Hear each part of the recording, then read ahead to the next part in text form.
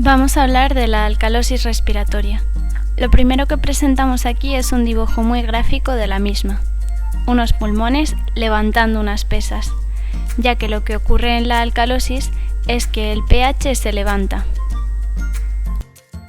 La alcalosis respiratoria es un desequilibrio del pH que resulta de la pérdida excesiva de dióxido de carbono por hiperventilación, es decir, disminuye la presión parcial de dióxido de carbono, lo que se denomina hipocapnia. Esto altera los valores séricos, principalmente los que ya hemos dicho.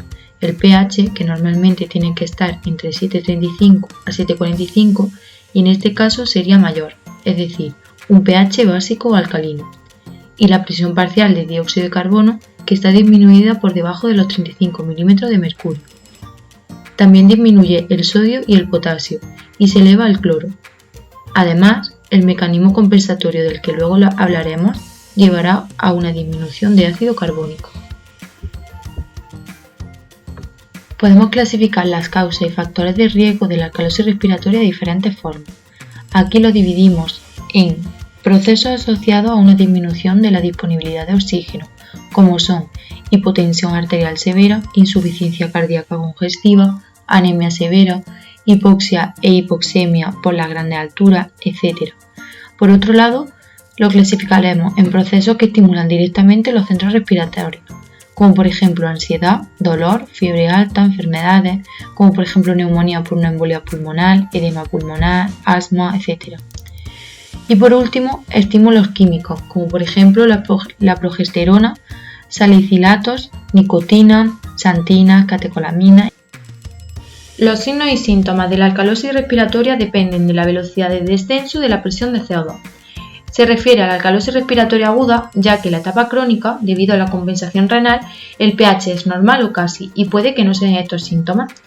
En todo caso, en la aguda serían mareo, vértigo, parestesia, signo de Chebostek y Trousseau positivo, presión torácica y palpitaciones, tetanio, sensación de pánico y dificultad para concentrarse, pérdida de conciencia, vasoconstricción, hipocalemia, etc.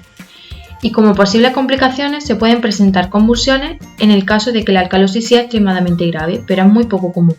También podrían tener lugar casos de síncope. En cuanto al diagnóstico, las causas de la alcalosis respiratoria suelen evidenciarse a partir de la anamnesis y la exploración física. Sobre todo en presencia de hipoxia, hay que buscar la causa de forma exhaustiva. Y para la identificación de la alcalosis respiratoria y de la compensación renal apropiada, nos podemos servir de una serie de pruebas y exámenes para este diagnóstico, que son el análisis de sangre, sobre todo la gasometría arterial, para la determinación de los gases en sangre arterial, principalmente para saber los niveles de oxígeno y dióxido de carbono y el pH, que ya hemos dicho cómo estarían. Las pruebas de electrolitos para saber las concentraciones séricas de electrolitos y si están alterados, y un hemograma completo, que podría revelarnos una anemia grave o leucocitos elevados. También se pueden llevar a cabo otras pruebas de detección, según se indique, para determinar la causa subyacente, como pueden ser una radiografía de tórax, un examen de toxicología o un electrocardiograma.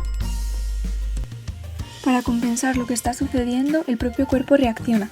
El mecanismo de compensación consiste en que los riñones eliminan bicarbonato y retienen protones para volver a equilibrar el pH, pero es un proceso lento. Por lo general, el grado de alcalemia producido por alcalosis respiratoria no es peligroso, pero es necesario vigilar si el pH está por encima de 7,6, la presión parcial de dióxido de carbono por debajo de 20 milímetros de mercurio o existen arritmias o manifestaciones graves de hipocapnia del sistema nervioso, ya que se debe comenzar un tratamiento específico.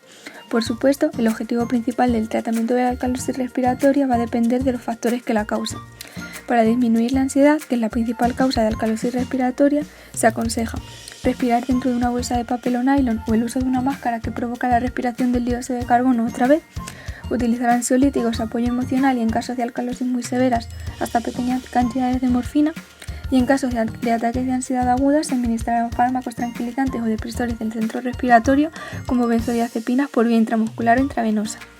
Además, en distintos casos, para disminuir la hiperventilación se puede administrar suplementos de potasio y cloruro, también se utilizarán a veces bloqueantes beta-adrenérgicos. Si la causa es hipoxemia, se necesitará oxigenoterapia y si existe compromiso de la irrigación cerebral, se aconseja relajación y sedación para aplicar soporte ventilatorio controlado a bajas frecuencias.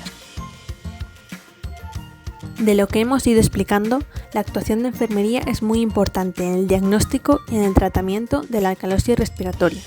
Las principales actuaciones a llevar a cabo serían: valorar función respiratoria y cardiovascular y presencia de signos y síntomas, facilitar la disminución del estrés, indicar al paciente que respire en una bolsa para retener CO2, disminuir la frecuencia respiratoria en pacientes con ventilación mecánica artificial, controlar ingresos y egresos, mantener las vías aéreas permeables, obtener muestras para análisis de laboratorio del equilibrio ácido-base y vigilar los niveles de la gasometría para ver si hay aumento de pH. Llevar a cabo el proceso Nanda-Nick-Knock. Todas las intervenciones de enfermería en la acidosis respiratoria están desarrolladas en el NIC con el código 1914. Suministrar oxigenoterapia. Proporcionar ventilación mecánica de apoyo o canalizar vena para la administración de soluciones si fuese necesario. Administrar lo que haya pautado el médico, sedantes, calmantes, bloqueantes neuromusculares, para llevar a cabo el tratamiento adecuado que dependerá de cada caso concreto. Instruir al paciente y o familia sobre las acciones tomadas para trabajar la alcalosis respiratoria. De este modo lograríamos conseguir las prioridades de enfermería, que son: restablecer el equilibrio fisiológico, prevenir o minimizar las complicaciones y brindar información sobre la afección, el pronóstico y las necesidades de tratamiento según corresponda.